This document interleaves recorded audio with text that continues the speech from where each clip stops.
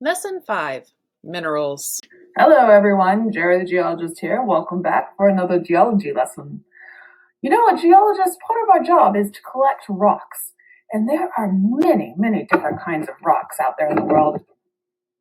In my time as a geologist, I've collected hundreds of thousands of rocks and minerals. Now, these minerals here are special ones that I've polished in a machine called a rock tumbler. The tumbler makes them smooth and shiny. Rocks and minerals are fascinating because there are so many different types. Let's see, I've got amethyst, onyx, tiger's eye, rose quartz, agate, just to name a few. Today we'll get to learn all about rocks and minerals. Let's get started. Minerals are the building blocks of rocks. All rocks contain minerals. Sometimes you can find minerals unmixed with other minerals, but most rocks contain several different minerals. There are over 3,000 types of minerals, and scientists still discover new minerals from time to time. Minerals come in all different shapes, sizes, and colors, and textures.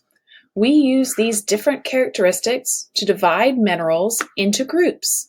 Some minerals are very common, while others are very unusual. I will tell you about a few of the best known minerals.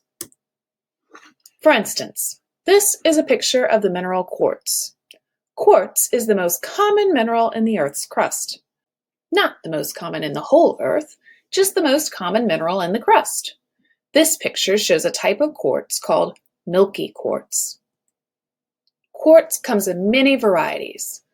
Those are clear quartz crystals on the top left. Some minerals form into perfect crystals like these, and some don't. It all depends on where and how they are formed within the Earth. Crystals can come in all different sizes. Some are as small as a pea. Some are the size of your arm or longer. As for the color variations in different types of quartz, these are largely caused by the addition of very small amounts of various types of metals into the mineral. For instance, the beautiful purple color of amethyst is caused by traces of iron and aluminum metal. Examples of rare gemstones are some varieties of corundum, a mineral composed mostly of aluminum and oxygen.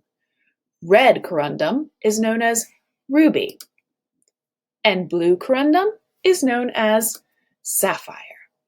Rubies and sapphires are among the most beautiful mineral crystals on Earth. Here's another beauty. This is called emerald. Emerald is a variety of the mineral beryl, which also comes in many different colors. Deep green emerald is my favorite. And here is one of the most famous minerals. Do you know what these beauties are called? These are diamonds.